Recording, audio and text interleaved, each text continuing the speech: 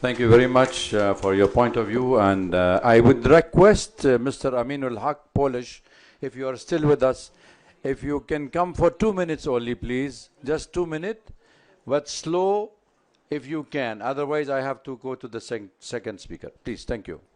Am I listening? Yeah. Am I audible now? Hello? Hello? Hello? We can hear you. Okay, so let me wrap up in this way. So there are several current incidents that indicate that Islamic terrorists and the militants are directly active in the field. Still, government is denying the fact, and it doesn't start overnight. It starts right after 5th August 2024. Militant leaders has been bailed and released. They came to the public sphere. They have become active again. The Yunus regime did not take any sort of initiative to tackle that tackle that terrorism issues. And that is still going on. So I urge to international community so that they can come forward to look into the issue, because terrorism never confined into a national border. If Bangladesh, the terrorism cell active that confined into a national border, if Bangladesh, the terrorism cell active that much that are currently visible in the field, so that will impact not only Bangladesh but also our regional security, as well as the Bay of Bengal, our maritime road, our business investment, everything. So my urge to the international community and the journalists to look into the issue, because Bangladeshi media is not speaking in line, and the authority is in denial mode about the resurgence of militancy in Bangladesh that we successfully combat in 16 years of Awami League government under the leadership of Sheikh Hasina. Government is planning to dissolve like CTTC, ATU. They are the fundamental backbone of countering terrorism. So these things are happening in Bangladesh. We need international community attention in this matter. Thank you so much. Thanks for having me.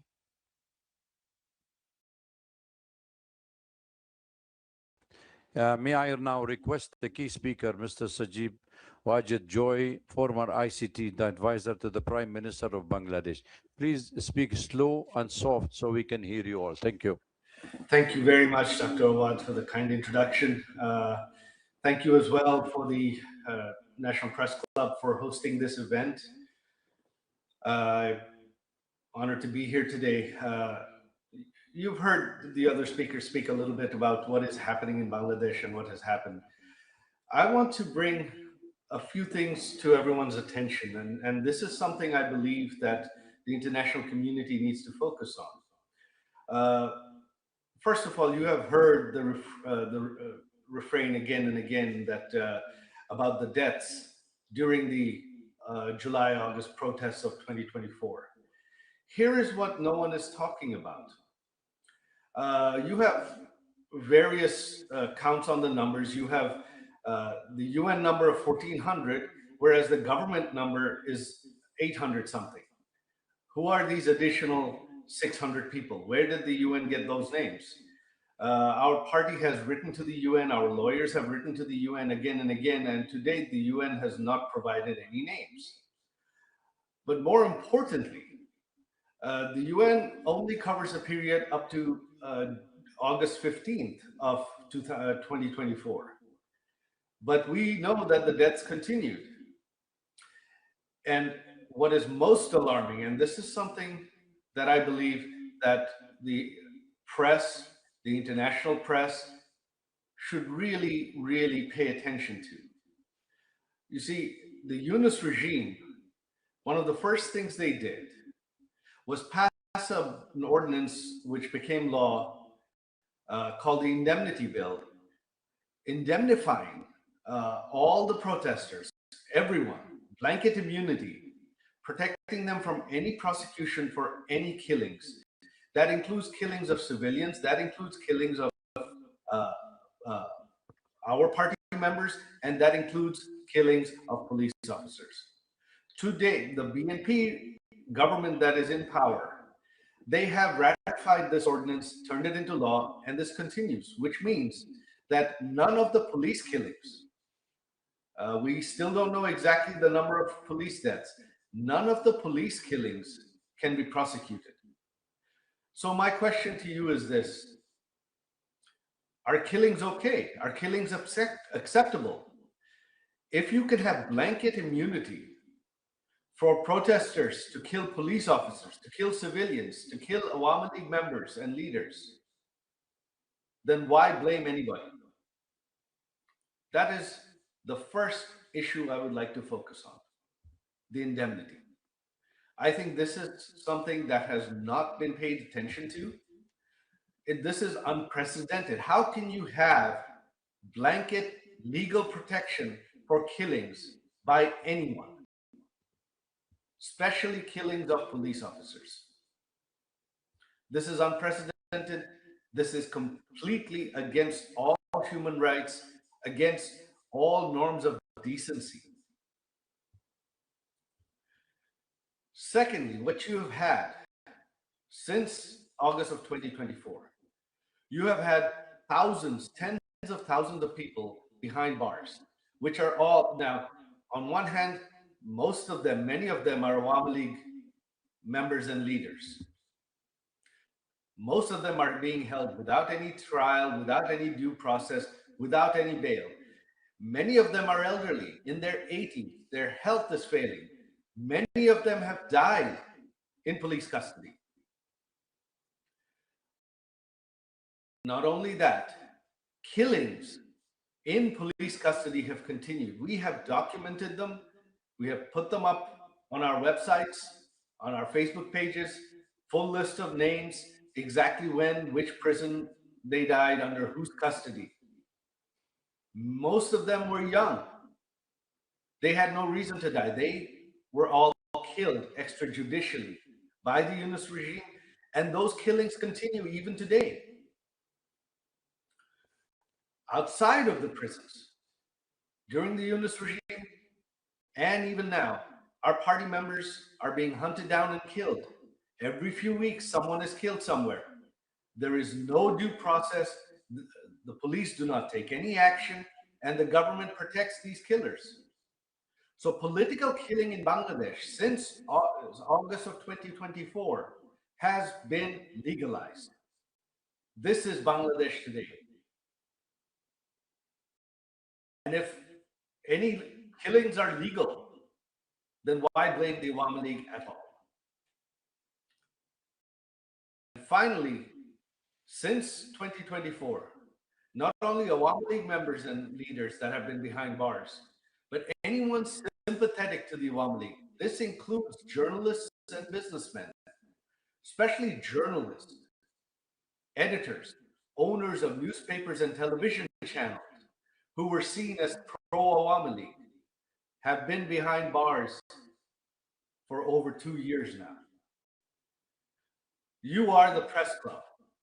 Imagine if half of you, your members, your journalists, your editors, your media owners were held behind bars without bail, without due process, without charges, without trial for an indefinite period of time.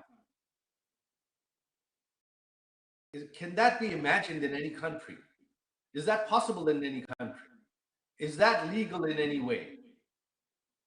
That is a gross, gross violation of human rights, of freedom of speech. And this is something I believe that should certainly alarm the international media community. This is what's happening in Bangladesh. So Bangladesh today is a failed state. It's not a failing state. It is a failed state. There is no human rights. There is no freedom of speech. Even prior to this event, intelligence services went to the headquarters and offices of every major media outlet, every major newspaper, and instructed them clearly not to rebroadcast this event, not just to rebroadcast this event, but not to provide any coverage from any international media on this event. They're not allowed to share links from foreign media on their websites. Any journalists that were seen as still sympathetic to our government or against this government, many of them were fired even in the last couple of days. This is what's happening in Bangladesh. And what is the future? What does the future hold? There is no law and order. There is no constitution in Bangladesh today.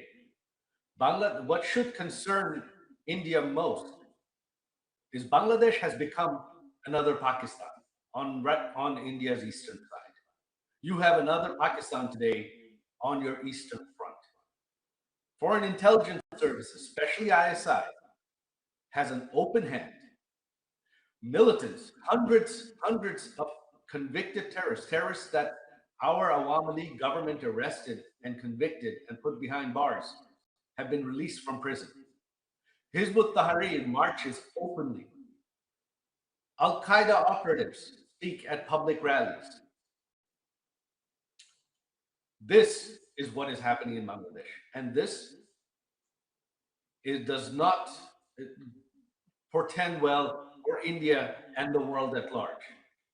In the future, the next set of terrorists globally are going to be coming from Bangladesh, unless this is stopped now.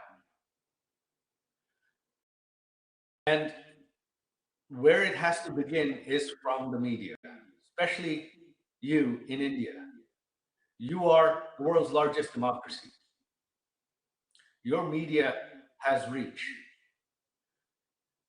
You cannot take this as a sensational story only when something sensational, headline-worthy happens. This is something you have to cover every day. This is something that you have to raise international awareness of. If you raise it, the international media will pick it up. If the international media covers it, it will come to the attention of international leaders. That is what needs to be done. If that is not done, then Bangladesh's future is bleak. India's future security is bleak. As to what the future holds, who knows? But right now, this is the future. The Constitution doesn't exist. Even if we hope that in 4 years there will be an election in Bangladesh, who knows what form it'll take. The BNP, running unopposed, has a 2/3 majority. They can amend the Constitution however they want and ensure that the elections are set up just like the Yunus regime did, so that the BNP wins. What you have now is not justice. You've heard our former Minister Naufal talk about this. What is happening is not justice. What is happening is political exclusion of the opposition, of the largest political party in Bangladesh, in order to grab and hold on to power. That is what is happening in Bangladesh. This is democratic and electoral manipulation. That is all it is. The BNP knows that the Awami League is allowed to speak freely. People of Bangladesh are not happy right now. The economy has collapsed in the last 2 years under the corruption of the Yunus regime, and that corruption continues today under their economic mismanagement, both under the Yunus regime and the current regime. Bangladesh is on the verge of total collapse. In a few more years, the economy will have collapsed and Bangladesh will turn into a rogue state. The time to act is now. And I urge you, the place to start is in the media. We need you to bring the world's attention to this. With that, I conclude my speech. Thank you very much. Thank you very much, Dr. Awad and the National Press Club for hosting us. Joy Bangla.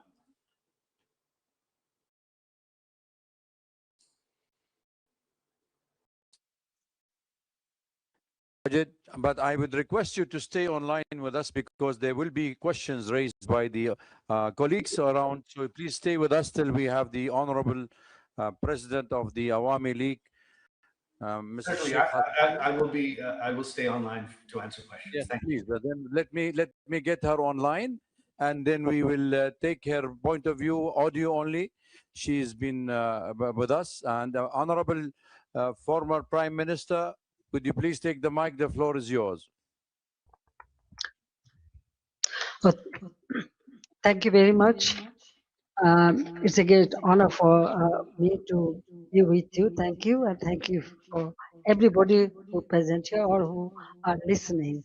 Distinguished journalists, members of the Foreign Correspondents Club of South Asia, respected guests, friends of Bangladesh, ladies and gentlemen, Assalamu alaikum.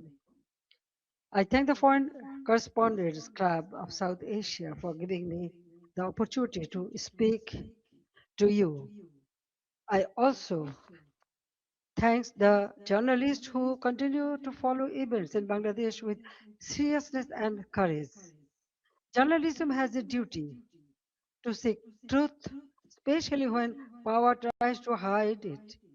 In difficult moments of history, that duty becomes even more important.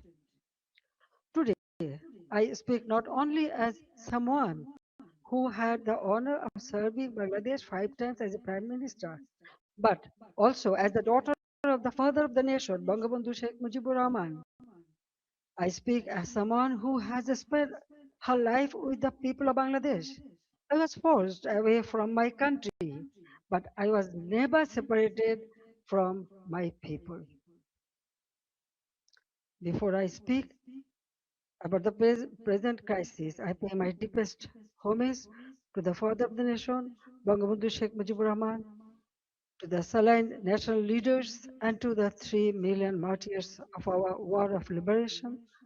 I also remember with profound grief and members of my own family, whom I lost on 15th August 1975.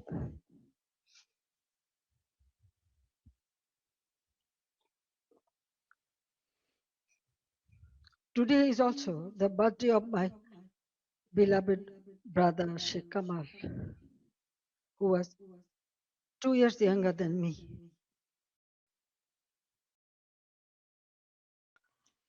He was a valiant freedom fighter, a youth leader, a sports organizer, and a cultural activist. His life represented the courage, creativity, and patriotism of the young generation of Bangladesh. I remember him today with deep love, pain, and pride.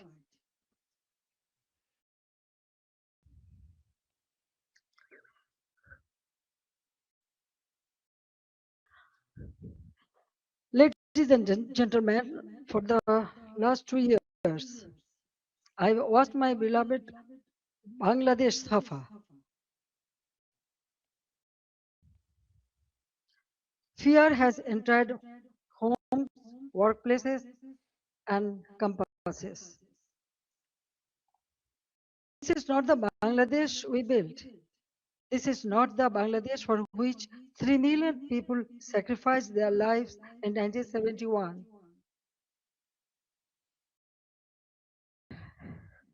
Let me begin with the truth about July and August 2024. It was not a peaceful student movement. From the beginning, my government tried to resolve the issue peacefully through dialogue, legal process, and patience. But behind the language of reform,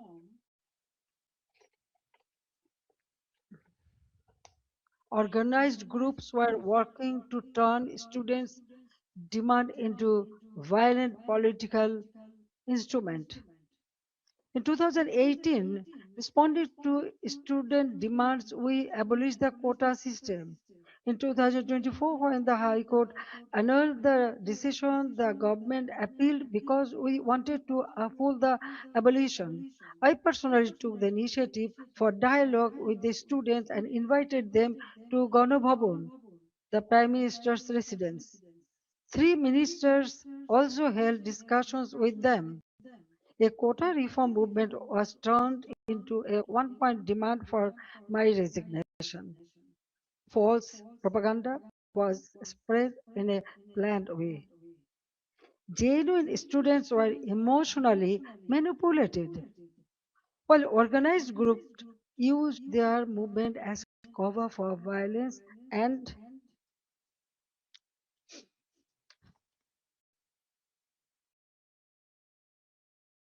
violence and regime change. Muhammad Yunus himself said this was a meticulously designed movement led by a mastermind. His own words exposed the truth. It was not simply a spontaneous student protest. There was no visible or responsible leadership. Instructions were given invisibly. It was organized, directed, and used to create a path to power outside the ballot box. From July 15th, the character of the movement changed. Killings, arson, attacks, and looting began. State property was destroyed. Bangladesh television was attacked and set on fire. So was different buildings like Shetu Bhavan, the Directorate General of Health Services, the EPI vaccination program building, Farmgate Metro Rail Station, flyover, Mohakali Elevator Expressway, science research facilities, the Disaster Management Office, a national database center, a COVID-19 special hospital, Bangladesh Medical University, residential hotels, industrial facilities, businesses, prisons, and including Noshingdi and other district jails were attacked, vandalized, or burned. All the terrorists, criminals were released. Awami League offices were vandalized across the country. Leaders and workers were attacked and killed. Homes of ministers and senior figures associated with my government were looted and burned. The media was also targeted. Nearly 50 media center, private television stations, and newspaper offices were attacked or set on fire. Journalists were killed. Law enforcement agencies came under organized attack. Police, Sepai, the other officers were killed and their bodies were hung from flyover. Around 460 police stations were outposted or set on fire, and in some, personnel were trapped inside buildings and burnt alive. Weapons were looted. Officers were beaten to death. According to persecuted police members, at least 3,000 personnel were killed, attacked, tortured, or subjected to serious violence. So, I ask a simple question. In such a situation, what is the duty of law enforcement? When police stations are burned, government buildings are attacked, public infrastructure is destroyed, officers are killed, and weapons are looted, does the state have no duty to protect life and property? In every country, law enforcement has a responsibility to protect citizens, state institutions, and their own lives. This is not a crime. That is the duty entrusted to them by law.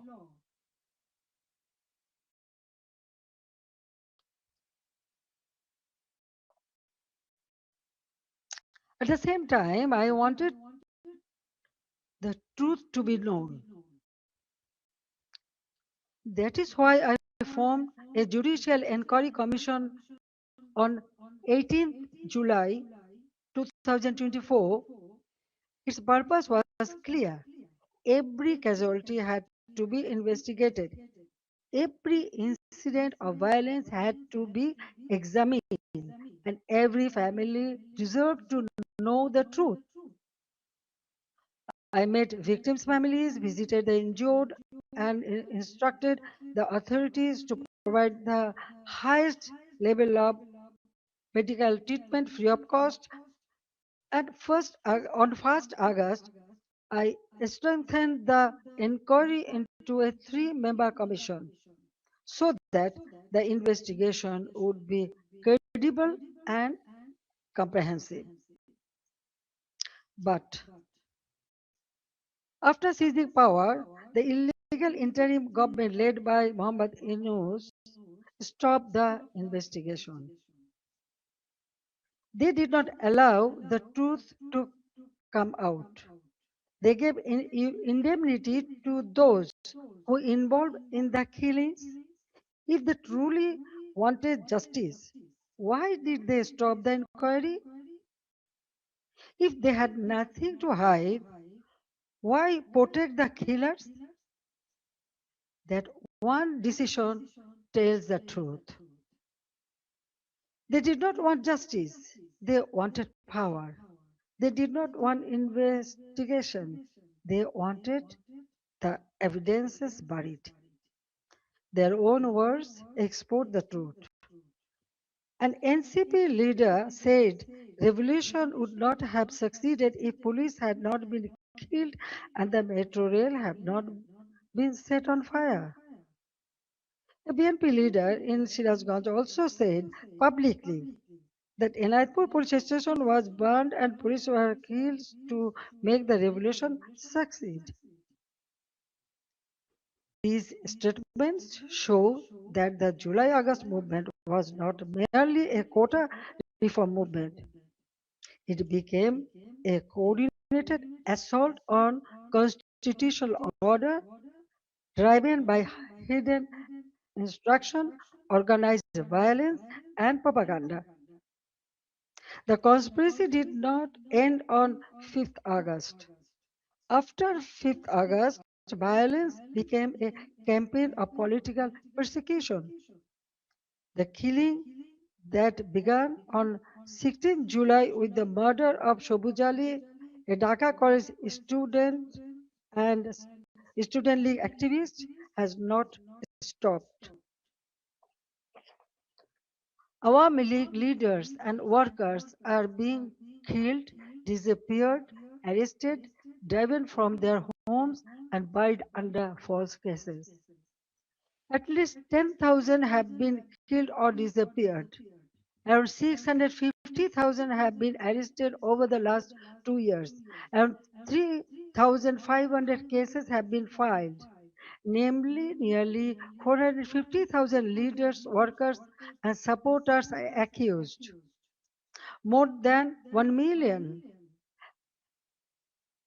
others have been listed as unnamed accused. Against me, more than 600 cases has been filed. Women activists of Chhatro League, student organization, youth league, other affiliated organizations are facing abuse, humiliation, torture in custody. Many leaders and workers have also died in prison amid documented accounts of torture, denial of medical treatment, deprivation of food, negligence, and denial of basic rights. Persecution is not limited to the Awami League members of only. The member of minority community, judges, lawyers, intellectuals, cultural figures, journalists, professionals, workers, even rickshaw pullers, farmers, ordinary citizens have been attacked, arrested, or accused in murder cases. No one who stands for the spirit of the liberation war is safe. Symbols and memorials of our liberation war have been destroyed. Freedom fighters have been humiliated with garland of shoes. The historic residence of Bangabandhu Sheikh Mujibur Rahman, the Bangabandhu Memorial Museum at Dhanmondi 32 has been attacked and demolished in phases. This is not random violence. This is an attempt to erase the spirit of the liberation war from Bangladesh. Muhammad Yunus himself spoke of pressing a reset button to whip away the country's previous history. They want to erase the liberation war, they want to erase Bangabandhu, they want to rewrite Bangladesh against the foundation on which it was born. Convicted war criminals have been released, militants and top terrorists have been freed. Even after a staged election brought the BNP to power, the situation did not change. Bangladesh remains a grip of fear, terror, repression, economic hardship, and deep insecurity. Now, look at the condition of the country. The progress we built has been destroyed, and ordinary people are paying the price. GDP growth has fallen to 2.22% compared with 6.80% during the Awami League government. Industrial production has fallen sharply. For the first time in 54 years, the industrial sector has faced negative growth. Defaulted loan in the banking sector have reportedly risen from 13% to 47%.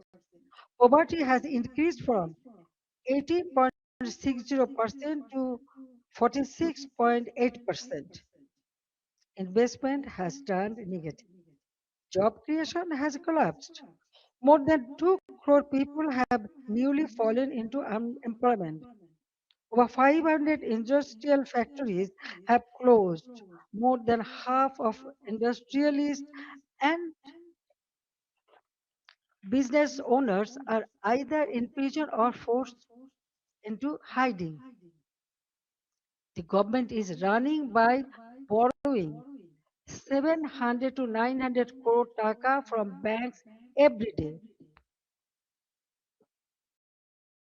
Project costs have been increased by 50% to 250%. At the same time, militancy is rising.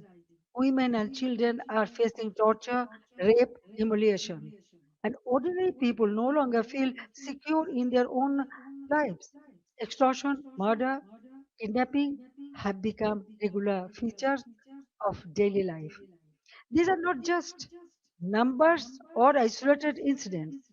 Behind them, there is a family, a worker, a farmer, a small business owner, a mother who cannot buy food for her children, and a young person who no longer see hope.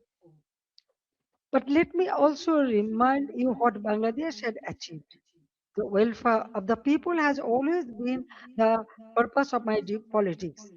My father of the nation, Bangabandhu Sheikh Mujibur Rahman, gave his life for the ideal, and I have carried the ideal with full commitment. During my 5 terms as a Prime Minister, we used long term planning, sound financial management, disciplined implementation to place Bangladesh on a strong foundation. After 2008, across 16 years and 4 consecutive terms, we implemented major projects such as Padma Bridge, Metro Rail, Rupur Nuclear Power Plant, Matarbari Deep Sea Port, Kandapuli Tunnel, Bangabandhu Satellite. We maintained GDP growth between 6.5% to 7.5%. Our development projects were not vanity projects. They were part of building national capacity. Our social programs were not charity. They were investments in human dignity. We made Bangladesh stand tall. We made it known as the rising tiger of Asia. Bangladesh's crisis is not only a domestic crisis, it affects regional peace, security, trade, development, and human dignity. That is why I call upon the international community and all the friends of Bangladesh to stand with the people of Bangladesh in their struggle for democracy, justice, and peace. A stable Bangladesh matters for South Asia, for the Bay of Bengal, for development partners, and for all countries that believe in democracy, rule of law, and justice. The next decade can be a decade of recovery and renewal, but only if democracy is restored and the people are allowed to decide their own future. That is why I make these demands clearly. The ban on the Awami League must be lifted, political prisoners must be released, false cases must be dropped, freedom of speech must be restored, media freedom must be protected, judicial independence must be guaranteed. Law enforcement agencies must serve the people, not those who use power for revenge. These are not demands for one party only. There is necessary steps to save Bangladesh. Whatever fate awaits me, I will return to my people. I cannot stay away while my beloved countrymen are suffering. I know I may be detained, I may be sent to prison, they may try to enforce verdicts issued in fabricated cases, but fear cannot decide my duty to the people. My life moved beyond calculations of personal safety long ago. In 1971, I was in imprisonment with my mother. My son, Joy, was born in captivity. In 1975, I lost my family. I spent 6 years in exile. After returning home, I fought against military ruler, dictatorship, and political conspiracies. There were 19 assassination attempts against me. Even the grenade attack of 21st August 2004 could not stop me. Therefore, I am not worried about my own future. I am worried about the future of Bangladesh. I want to return because the people deserve security, development, prosperity, and peace. They deserve a state that protects them, an economy that gives them opportunity, and a democracy that gives them rights. My return and the return of the Awami League to the democratic process is not about power. It is about putting Bangladesh back to the right track. It is about reviving the country's path of development, progress, secularism, stability. I want to return to Bangladesh to one purpose, to stand beside the people and help improve their lives. The people are the source of all power. I believe in them, I trust them, I love them, and I will return to them. Joy Bangla, Joy Bangabandhu. Thank you very much for listening me and giving me so much time. Thank you.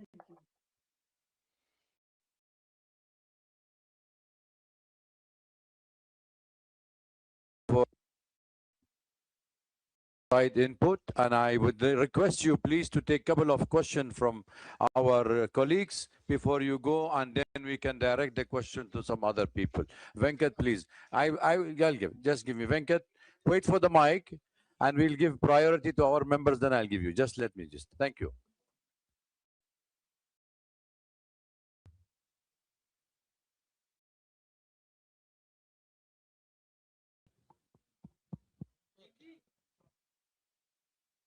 John, can you hear me? Okay. Madam Sheikh Hasina, have you decided on the date on which you're going to go back to your country? Because the present regime says the moment you arrive in Dhaka, they're going to arrest you. What are your plans if they arrest you? Have you put together any team of lawyers to defend you in a court of law? What are your plans? Thank you. Thank you very much. Actually, I was not ready to take answer, but when you ask me, after going back, they may arrest me. I'm telling you one thing. 1981, when I returned home, that time also they tried to stop me. Jia Rahman was in power, but I went there. But 1983, I was arrested. And again in 1985, 1987, there are several times. Even 2007, that time also I was outside the country, but when I wanted to return home, they tried to stop me, but they could not. I returned home. So I know that they may put me in the jail or they may kill me, they may, anything may happen, but still I have to go back. You are friend of Bangladesh. You are here. I know you will support me. So the people support, it is very important for me. I am with them. Thank you. Joy, Saju will take the question, right?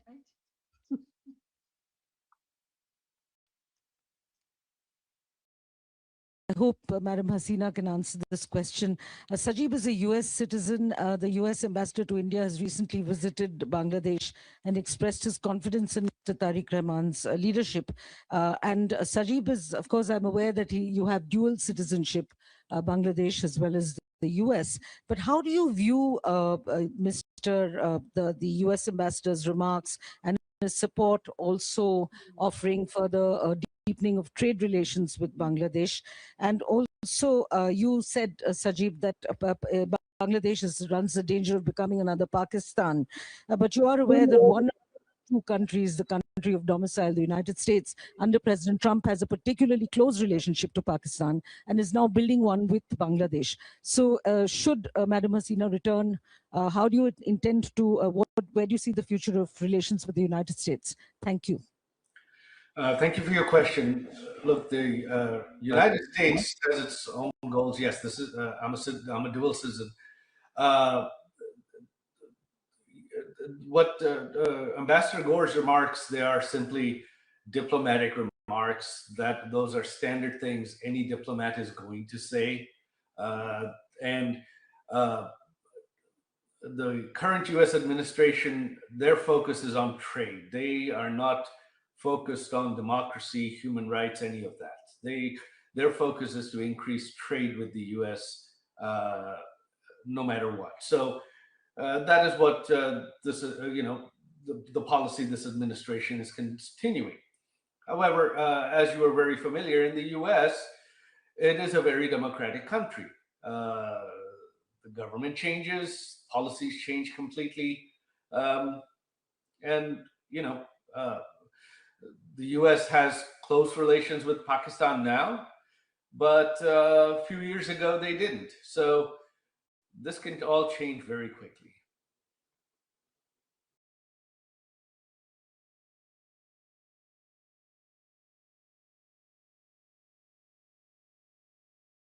Yeah, hello, this is Shaumuntok from DW. So my question is that since you want to go back to Bangladesh, all of you said that, what's your plan, how to enter Bangladesh, and have you had any conversation with the current government at any capacity?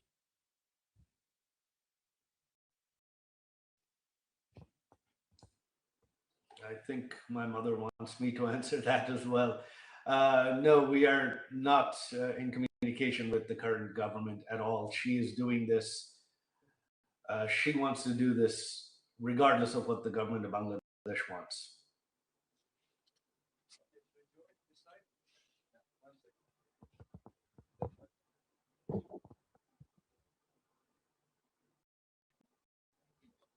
Good evening.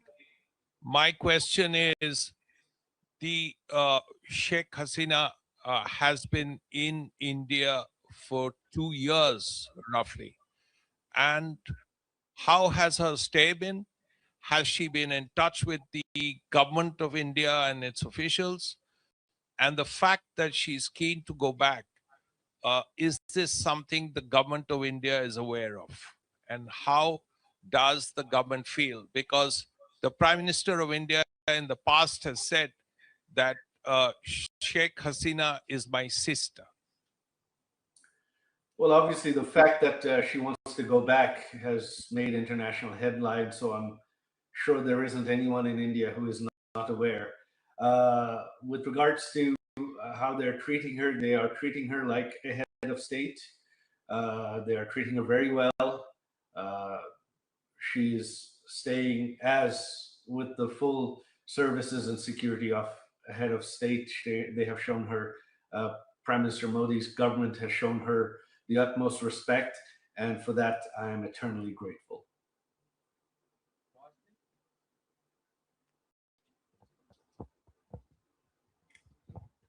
This is Vasini Heather from The Hindu.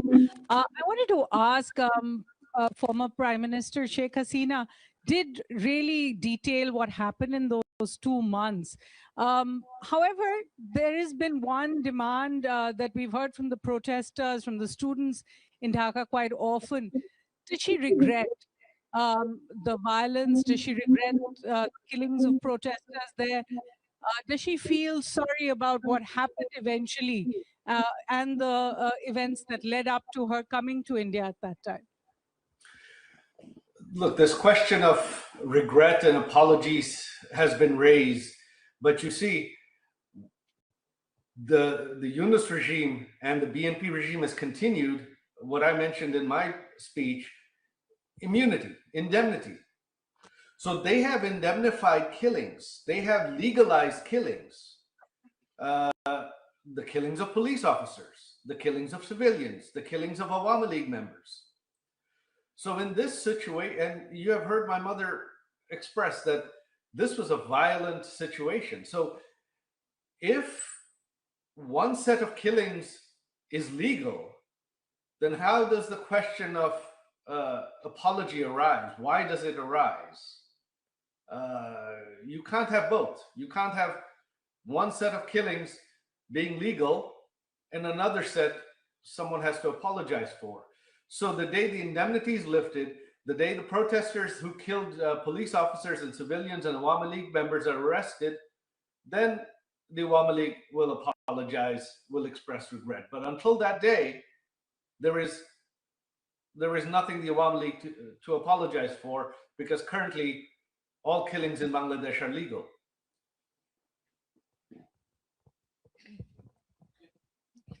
My name is Sultana Rahman. I'm from Bangla News Network. Honorable former Prime Minister, apnake salam. Maybe I'm the only journalist from Bangladesh here. I'm really excited and emotional too.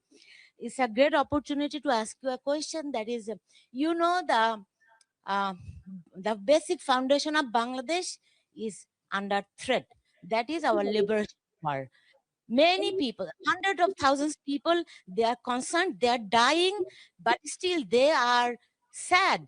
They are upset about the history, what is happening on our history in 1971. And my question is to you. I talk all walks of life. They asked me when she's coming. You told that you are coming in December. What is your actual plan? Thank you so much. Unfortunately, my mother is the only one that can answer that. I think she has left, she's not. No, I'm here. I can answer. No problem. Well, you see, I just declare that I'm coming. I'm going to Bangladesh. Okay. Now the date and everything. Of course, when time will come, I will tell you. I told everybody. I hope that the people. Actually, I receive response from all the people. So I believe that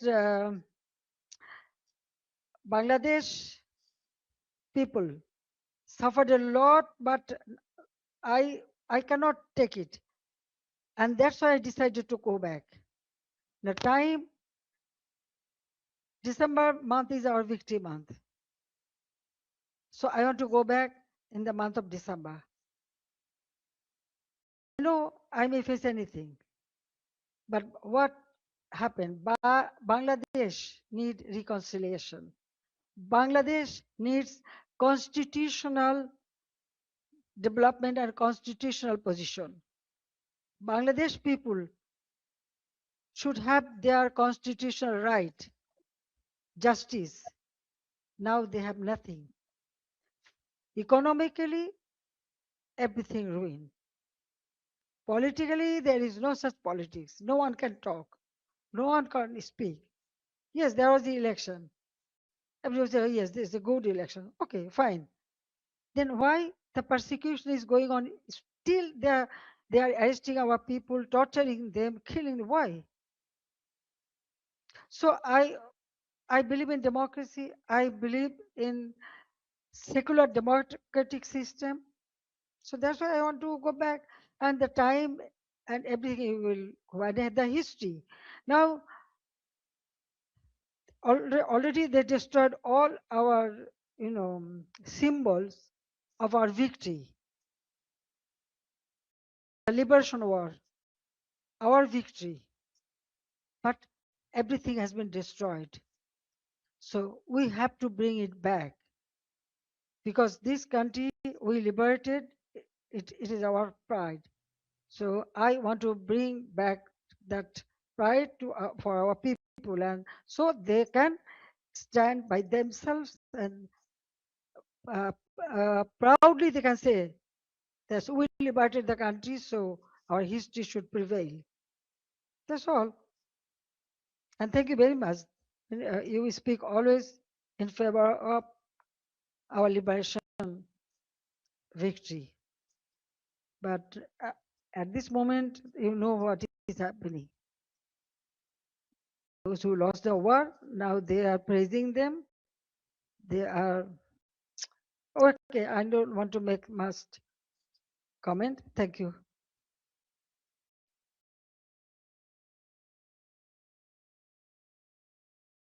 TV, you had given us an interview where you first revealed that you will be going back to your homeland in December this year. But I also want to communicate. Your son just said that there's no communication happening with the government. But would you want some kind of a back channel with the government before you revisit and return to your homeland, or would you want some kind of a mediation to happen from any neutral party or any neutral country? I ask this especially because today and yesterday, the Bangladesh government has put a blanket ban on your speeches and statements. So how would you intend to now communicate with your own people back in Bangladesh? Thank you very much. Here is our friendly country. Anytime Bangladesh is in a disastrous position, India always stand behind them, and they give shelter every time. 1971, then 75, and still. Now, government to government relationship, that is different. But India always has been a great friend, and I know they will remain that. Now, about us, yes, I told you that I was not ready to leave my country. I didn't know that I am coming here, but somehow I reach here. One day, perhaps it will be another. How I am, because all our people, they brought me here, but they took shelter. Okay. So as a friendly country, they always remain as a friend. But I want to go back to my own country. So I believe that I should go. I'm going for my people. It is not the matter of government.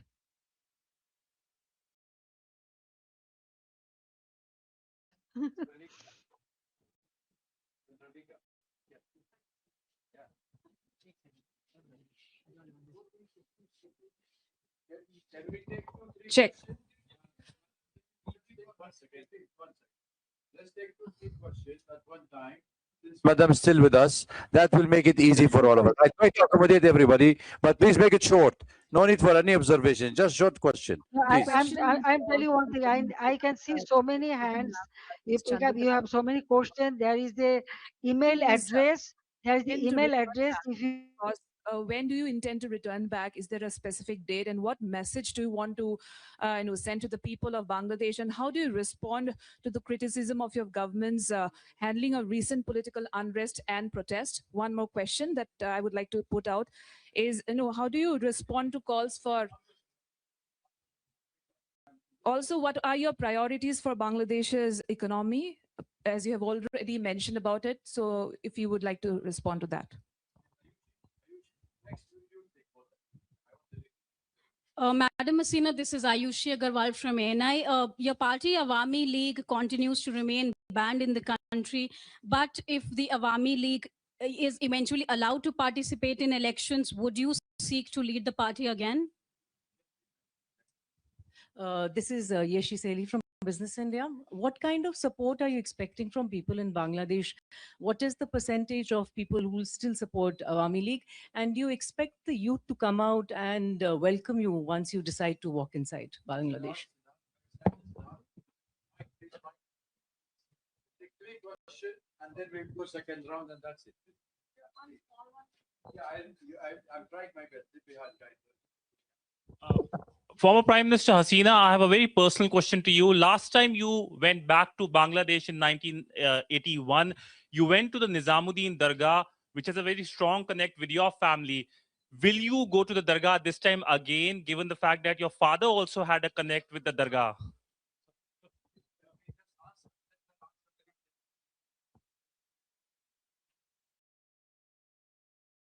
Yes, ma'am, please.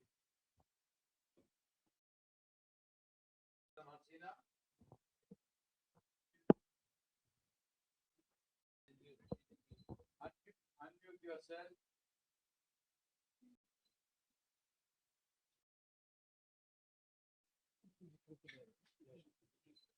Unmute yourself, please. Anil, can you unmute her? It's from there. Both are mute. Unmute. Unmute, please. Unmute yourself, madam. You are muted.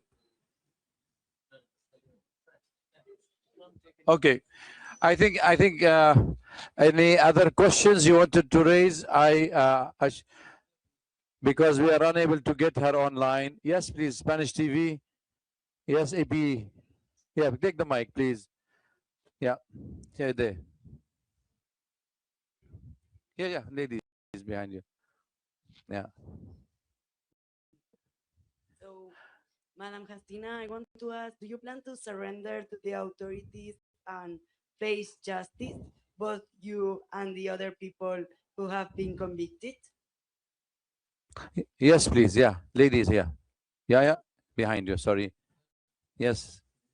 I mean, just Hasina, take 2, 3 this is questions. Naima Basu, an independent journalist. Wanted to understand, as you said, you are aware that you're facing a death penalty. How do you plan to counter that? And also the Indian government has said that they do not endorse whatever you've said today. So what is the conversation you're having with the Indian government? Thank you. Thank you. Yes, please, yourself. Final question here. Yeah. Tripti Lahiri with the Wall Street Journal. You have said that you're willing to face prison if you are able to return. But what if the Bangladesh government denies you entry? What would you do then? I hope she's on the line to answer. Let's wait and see if she's online so we don't waste our time. Yes, ma'am, please, can you hear us? Unmute yourself. Or Mr. Saqib also, you can do it. He's gone?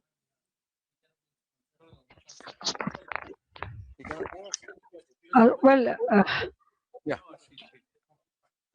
What I want to say that all the questions already I answered many of the paper or media before that, and that's why I feel no need, because going back to Bangladesh, I already told you, and visiting the serene place, this is our custom. Definitely, usually we do it. So Nizamuddin Aulia or any place we can go, we can visit.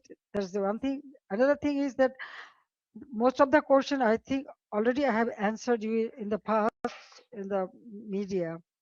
Now the government, what government will do, it is their matter. I've decided to go, I will go. And when time will come, you will be able to know everything. Okay. Now I think I have there is an email address. If you have more question, you can send it there. Then you will get your answer. So I don't want to take much of time. So Okay. thank you very much. Thank you again Thank you. for arranging all this an event. It's a wonderful place, and all of them are present here. I thank you very much for giving me this opportunity to talk Thank to you, you. madam. It's very nice to Thank talk to you. you. Yeah. Thank you for having you with us today. It was an honorable meeting, and we all enjoyed. And I'm sure that we will be wish you, all of us, we praying for your safe return home and goodwill for Bangladesh. I just wanted, before we end the session, to ask the minister, former Minister Muhammad Ali As-Siddiq, to acknowledge the presence of some of the Bangladeshi leaders among the audience. Please, could you please? The reporters, and you covered up the valuable issues today. From all the way to Europe, our all European, Awami League President Muhammad Nazrul Islam is here. I would like to recognize him.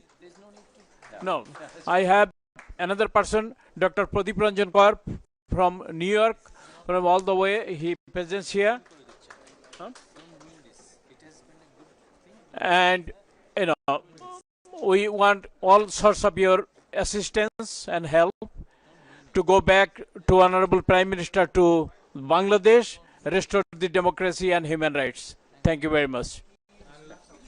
Thank you very much, everybody, for coming. We'll be answering.